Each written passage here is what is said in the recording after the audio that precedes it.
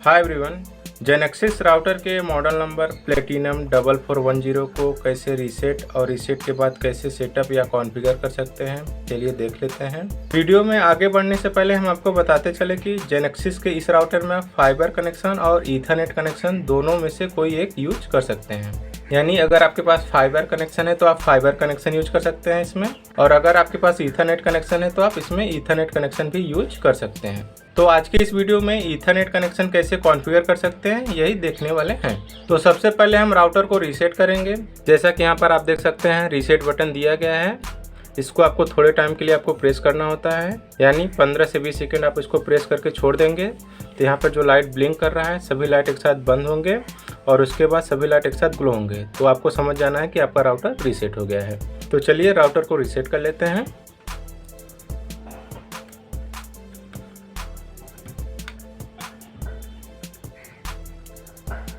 अभी हम reset button को प्रेस कर दिए हैं।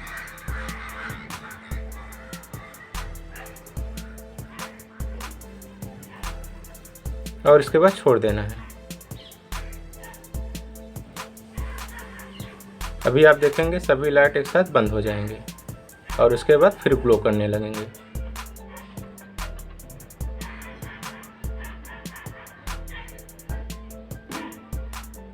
यहाँ पर आप देख सकते हैं सभी लाइट बंद हो गए हैं और थोड़े टाइम बाद फिर से ग्लो करने लगेगा। तो इसका मतलब आपको समझ जाना है कि आपका राउटर रीसेट हो गया है। जैसा कि यहाँ पर आप देख सकते हैं लाइट ग्लो करना स्टार्ट हो गया है, इसका मतलब आपका राउटर रीसेट हो गया है। जब भी आपका राउटर रीसेट होगा राउटर अपने डिफ़ॉल्ट सेटिंग में आ जाता है। राउटर का डिफ़ॉल्ट सेटिंग का डिटेल्स राउटर के बैक साइड में दिया हुआ रहता है। तो चलिए देख लेते हैं कि राउटर का डिफ़ॉल्ट सेटिंग क्या है। जैसा कि यहाँ पर आप देख सकते हैं राउटर का मॉडल नंबर दिया गया है प्लेटिनम 4410। राउटर के लॉगिन पेज को एक्सेस करने के लिए डिफ़ॉल्ट आईपी एड्रेस यहाँ पर दिया गया है, और राउटर को लॉगिन करने के लिए जो यूज़र नेम और पासवर्ड यूज़ किया जाता है यहाँ पर दिया गया है। जैसा कि यहाँ पर देख सकते हैं यूज़र नेम दिया गया है और उसके सामने जो पासवर्ड लिखा है वही इस यूज़र नेम का पासवर्ड है। और राउटर का जो डिफ़ॉल्ट SSID है वो यहाँ पर दिया गया है, और इस SSID को कनेक्ट करने के लिए जो पासवर्ड यूज करना है वो यहाँ पर दिया गया है।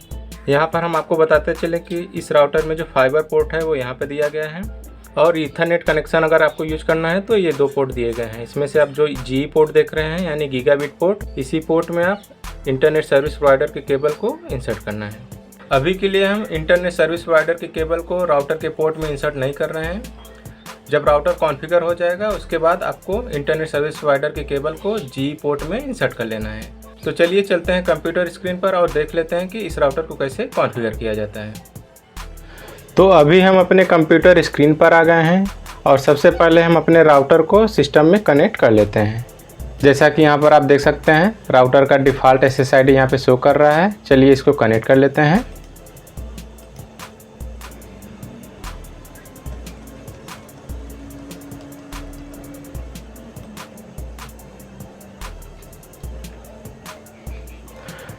तो जैसा कि यहाँ पर आप देख सकते हैं राउटर सिस्टम में कनेक्ट हो गया है। जब भी आपका राउटर सिस्टम में कनेक्ट होगा राउटर का डिफ़ॉल्ट गेटवे पता करना होता है, तभी आप राउटर के लॉगिन पेज को एक्सेस कर सकते हैं। तो चलिए देख लेते हैं कि राउटर का डिफ़ॉल्ट गेटवे कैसे देखा जाता है। सबसे पहले आप विंडोज़ की के साथ R प्रेस करेंगे, रन एप्लीकेशन ओपन हो जाता है। यहाँ पर आपको टाइप करना है CMD और ओके पर क्लिक कर देना है। तो इस तरह से आपका कमांड प्रॉम्प्ट ओपन हो जाता है। कमांड प्रॉम्प्ट में आपको कमांड टाइप करना है ipconfig और फिर इंटर।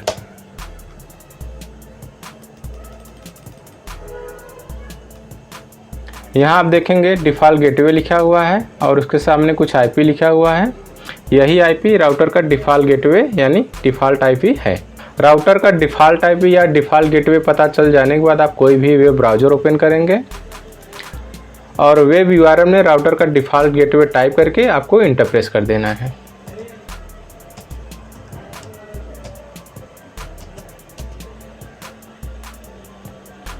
तो इस तरह से आप देखेंगे आपके राउटर का लॉगिन पेज आ जाता है।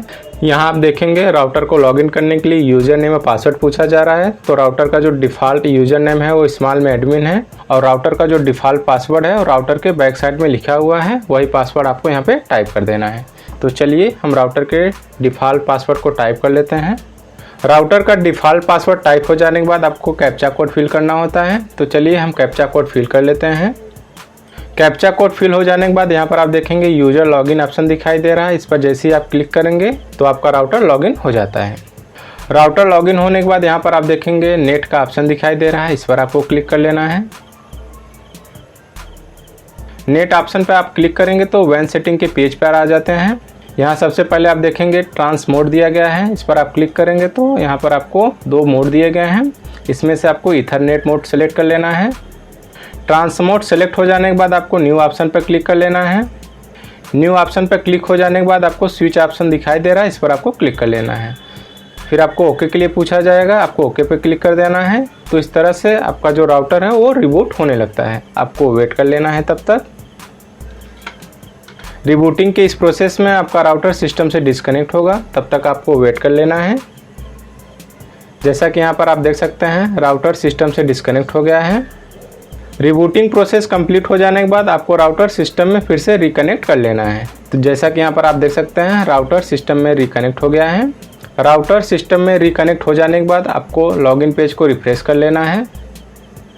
राउटर के पेज को आप रिफ्रेश करेंगे तो राउटर का जो पेज है वो लॉग आउट हो जाता है। आपको फिर से राउटर को लॉगिन कर लेना है। तो चलिए हम अपने राउटर को फिर से लॉगिन कर लेते हैं।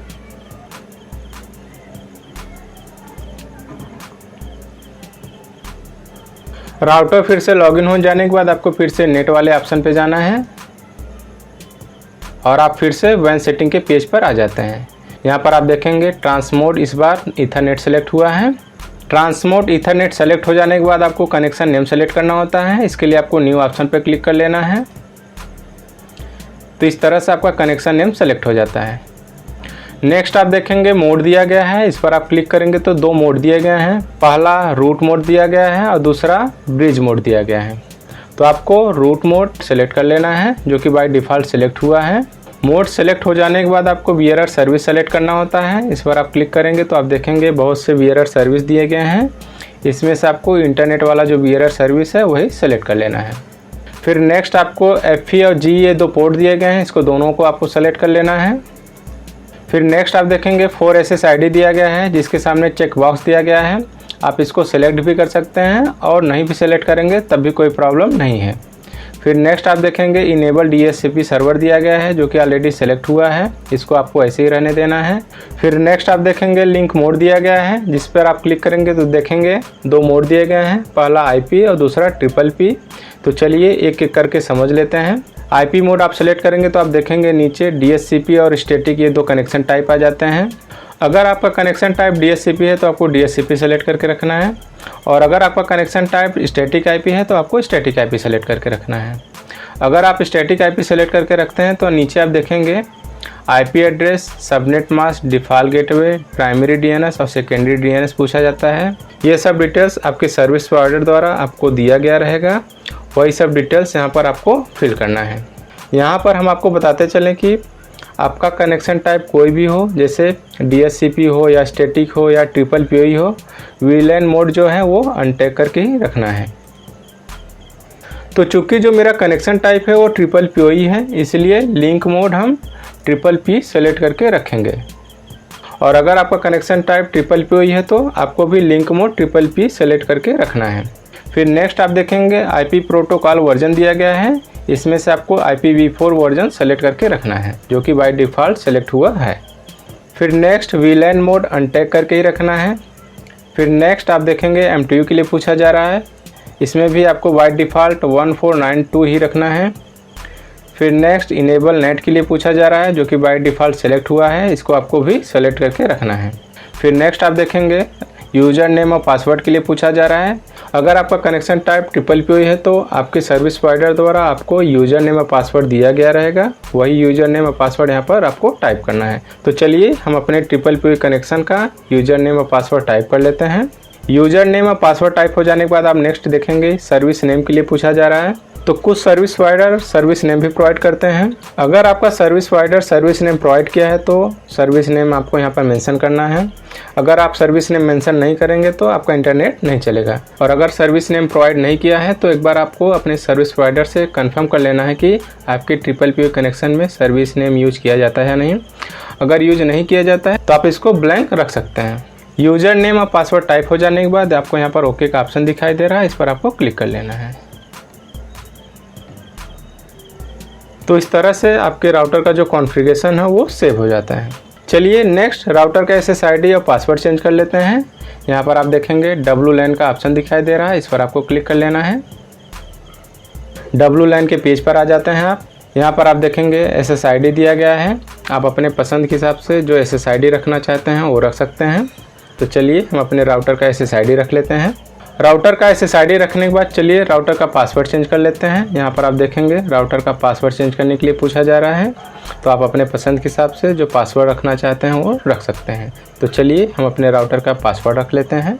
सो पासवर्ड पे आप क्लिक करेंगे तो आप देख सकते हैं आप अपने राउटर का पासवर्ड क्या रखे हैं। राउटर का SSID या पासवर्ड रखने के बाद यहाँ पर आप देखेंगे ओके का ऑप्शन दिखाई दे रहा है, इस पर आपको क्लिक कर लेना है। तो चूंकि आप राउटर का SSID या पासवर्ड चेंज किए हैं तो जाहिर सी बात है कि आपका राउटर सिस्टम से डिस्कनेक्ट होगा। तो चलिए राउटर के नए SSID को सिस्टम में कनेक्ट कर लेते हैं। जैसा कि यहाँ पर आप देख सकते हैं राउटर का नया SSID शो कर रहा है। चलिए इस SSID को सिस्टम में कनेक्ट कर लेते हैं।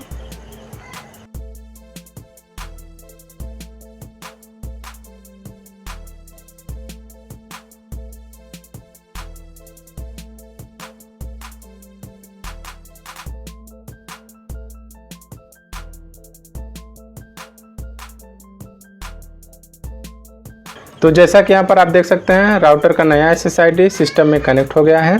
इतना सब कर लेने के बाद इंटरनेट सर्विस प्रोवाइडर द्वारा दिए हुए केबल को राउटर के GE पोर्ट में इंसर्ट कर लेना है। तो चलिए हम राउटर में सर्विस प्रोवाइडर द्वारा दिए हुए केबल को इंसर्ट कर लेते हैं। तो अभी हम अपने राउटर के पास आ गए हैं। जैसा कि आपको पता है कि राउटर कॉन्फ़िगरेशन कंप्लीट हो गया है। अभी हमें इंटरनेट सर्विस प्रोवाइडर के केबल को राउटर के GE पोर्ट में इंसर्ट कर लेना है। जैसा कि यहाँ पर आप देख सकते हैं मेरे पास ये इंटरनेट सर्विस प्रोवाइडर का केबल है और इस केबल को राउटर के GE पोर्ट में इंसर्ट कर लेना है। जैसा कि यहाँ पर आप देख सकते हैं राउटर का GE पोर्ट दिया गया है, इसी पोर्ट में इंटरनेट सर्विस प्रोवाइडर के केबल को इंसर्ट कर लेना है।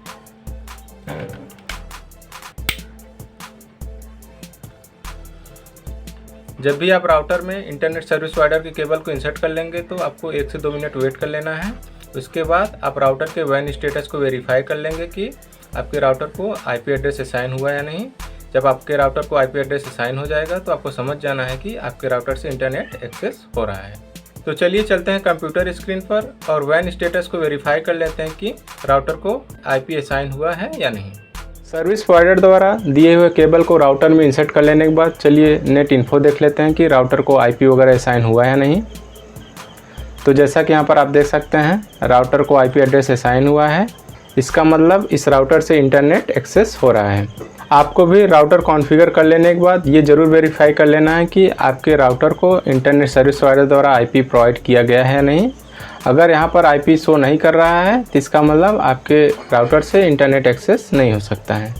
तो हमेशा ये याद रखें कि जब भी आप राउटर को कॉन्फ़िगर करेंगे तो ये देख लेंगे कि आपके राउटर को IP एड्रेस प्रोवाइड किया गया है नहीं। जैसा कि यहाँ पर आप देख सकते हैं आपके राउटर में आपकी सर्विस प्रोवाइडर द्वारा IP प्रोवाइड कर दिया गया है, इसका मतलब करंट में इस राउटर से इंटरनेट एक्सेस हो रहा है।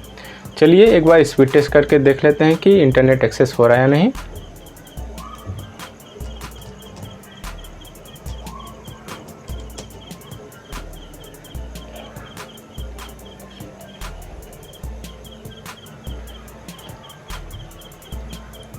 तो जैसा कि यहाँ पर आप देख सकते हैं स्पीड टेस्ट रन हो रहा है, इसका मतलब आपके राउटर से इंटरनेट एक्सेस हो रहा है। तो इस तरह से जेनेक्सिस के इस राउटर में ईथरनेट केबल कनेक्शन को कॉन्फ़िगर कर सकते हैं। आई होप ये वीडियो आपको अच्छा लगा होगा। वीडियो अच्छा लगा हो तो लाइक करें, शेयर करें और चैनल को सब्सक्राइब करना ना भूलें। धन्यवाद।